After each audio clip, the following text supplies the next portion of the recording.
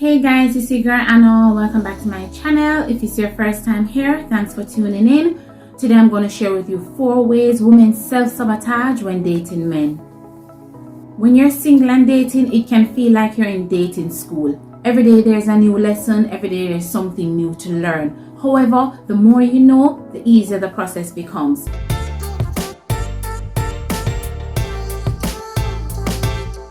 There are many ways women self-sabotage, but one of the most common ways is when you ignore what you truly like in someone. You're dating all these men, different types and all of that are coming at you, and you see what you don't like and you stick it out.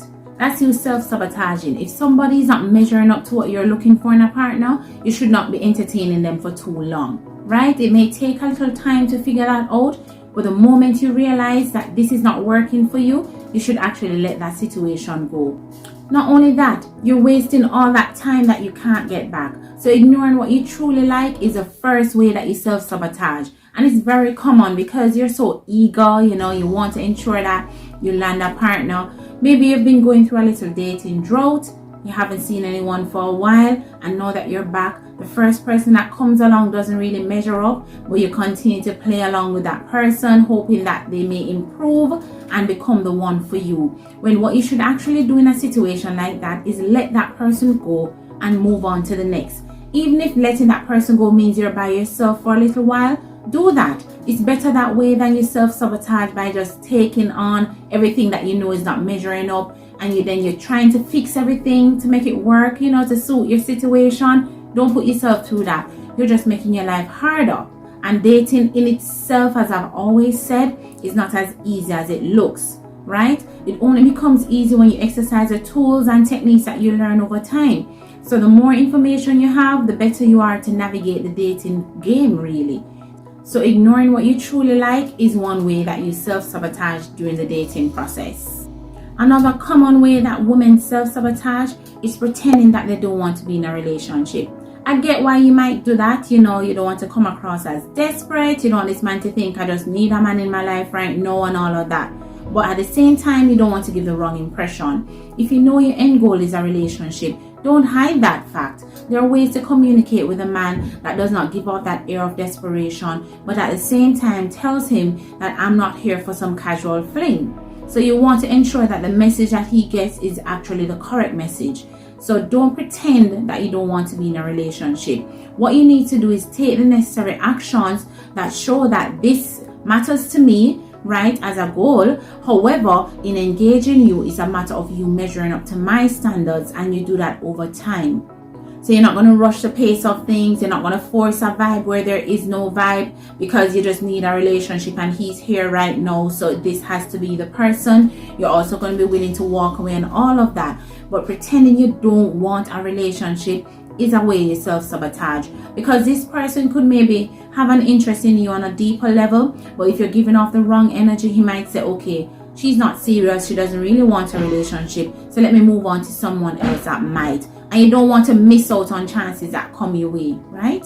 On the flip side of that is you acting like you're in a relationship when you're actually not in one. Not because he's dating you means that he's going to take things to the next level with you, right? You could just be a stepping stone in someone's life, and he could just be a stepping stone for you just the same. It's called dating. So while you know you want a relationship, don't pretend that everyone you're dating is actually in a relationship with you. Because when you do that, you're going to start giving off relationship attitude. You're going to act like a girlfriend when you're really not, and he's going to be getting certain types of benefits from you that he has not earned. He does not deserve that from you. So don't act like you're in a relationship when you're not. I've said this before, maybe on my podcast or so, that it is really the man who decides whether or not whatever you have together transitions into a relationship. It needs to be his decision, because as women, we're there already. As soon as we meet someone, everything is going fine, we're already taking it to the next level mentally and acting as such. But with a man, it's really for him to decide whether it's a relationship. And in defining that, he will spell it out to you. Whether he's going to ask you to be his girlfriend, or he's going to do things that clearly show you signs that you are his girlfriend, or things have leveled up in the connection or the relationship. You don't want to be jumping ahead and acting like a girlfriend when you're really not. And some women will do this because they think that they need to show the man how they would be if they were in a relationship. It's not a guessing game. It's not a thing of, okay, show and tell. No, you're either in a relationship or you're not. So if you're going to, at the front, just start acting like a girlfriend, even when he doesn't deserve that from you, he's just going to use you. He's going to take all that he can get from you, and he's still going to move on. Don't believe that you showing him how things would be if this was a relationship. You don't need to play that. It's not scenario planning. You don't need to be showing him any proof of how things would be. Just be natural in your mannerisms and pace yourself and allow the relationship to flow naturally. Sometimes it will die a natural death, other times it may transition to something more. And for your own sake, you don't want to rush being in a relationship with somebody anyway, because no matter how things are in the beginning with this person, a few weeks or a few months down the line, you might realize that this person actually doesn't measure up to what you want in a partner. And you'll thank your lucky stars that you did not hold on to him and force a relationship with him. This is why it's important to not rush ahead and act like you're in a relationship when you're really not, because it's self-sabotaging. This is where you're actually robbing yourself of the chance of being with somebody who you really should be with, because you're now forcing an issue with someone else. Okay? So that's another way, acting like you're already in a relationship. It's like it comes natural for us as women that once we're engaged in a man, in the dating scene, we just start to feel like, oh my God, you get so hopeful that you think this is going to develop into a relationship. Stay grounded, be realistic. This might not work out, and be willing to accept that as a fact, right? So don't self-sabotage. Don't act like the girlfriend when you're not. And the fourth and final way that women self-sabotage and may not even realize it, this is where you fail to background check the man you're dating. When you meet a stranger, you can't just take everything that person says at face value. He could be lying. So you have to background check this person. And it's not that you're going to be a stalker or a spy. Well, spy in the sense that you need to find out some things that he might not be sharing with you. Let me give you some examples. You meet this person, he's telling you where he works, where he lives, all of these things. He's giving you those information. Some of these things are easy to verify. What if he lives at home and he's on his mother's couch and he's not even working, but he's telling you that he works at some place that pays well and all of that, to just give you the impression that he's the type of man that can level up and measure up to what you want. And it's just a lie. You have to be able to background check. So your method won't be any stalker vibe. It's just to find out and verify whether or not what he says is true. And it's good to do these checks on the basic things, because that is where the lies will be.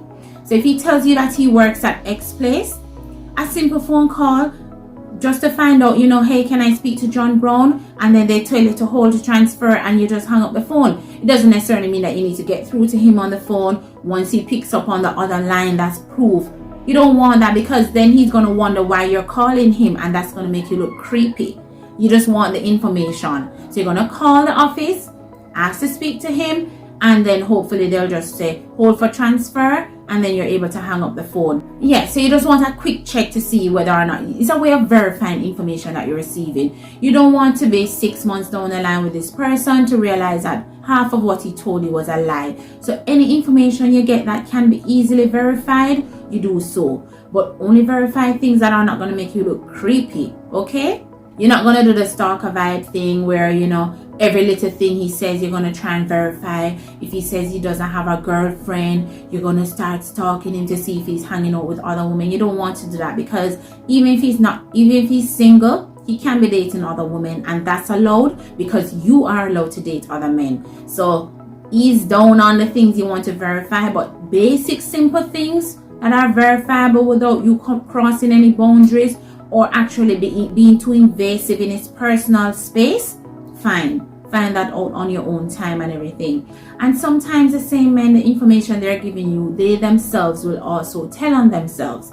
So if he told you a lie earlier, later on, months later, some conversation is not going to add up, and you'll be able to say, oh, he was lying back then. Which is why it's good to remember what you're being told. Don't just let everything come in through one ear and go the other. You have to pay attention, you have to analyze, you have to connect dots. I know it sounds like a lot to do, but you have to do all of these things just to ensure that you're setting yourself up to win. You don't want to lose out. Somebody is just playing you, and you find out at the end of the game that it was all a game, right? So you have to pay keen attention and make use of the information you receive.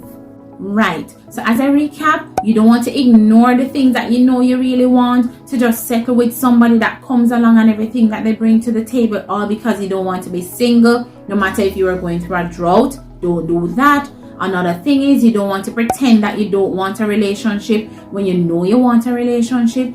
Stay true to your goals, stay true to what you want, and act accordingly, right? And on the flip side, you don't want to pretend that you are in a relationship where you're giving off girlfriend vibe, girlfriend energy, and all of that when it's undeserving. You don't want to do that either. And lastly, do not just take everything that men say at face value. You have to find ways to background check the information. Whether you check and balance in the conversations, what he said here versus what he said another time, or little phone calls, there might be people that he knows that that you can communicate with to help you verify some of the information you're receiving. Just don't wholesale take everything that you hear, because men have the gift of gab and they will always tell you what you want to hear, and as women we fall for it all the time. So stay level-headed in this dating game, play your cards right, give yourself the upper hand in every situation. No matter how hard it is, try and give yourself that upper hand so that you don't lose out in the end. And at the end of the day, whether he wants to define a relationship for you later on, it's still up to you whether or not you want to be a part of that.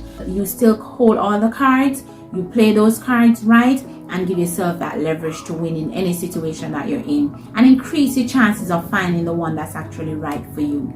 So I hope these 4 tips were useful.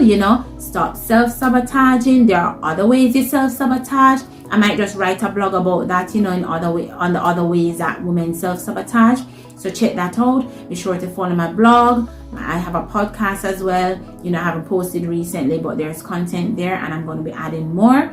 So stay tuned and follow through. If you're not a subscriber, you should subscribe by now.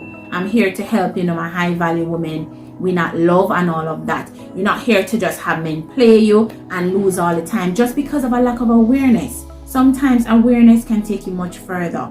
So don't do this journey alone. I'm here to support you on your journey. Feel free to share in the comments things you'd like me to talk about, and of course I'll just make more content about those things.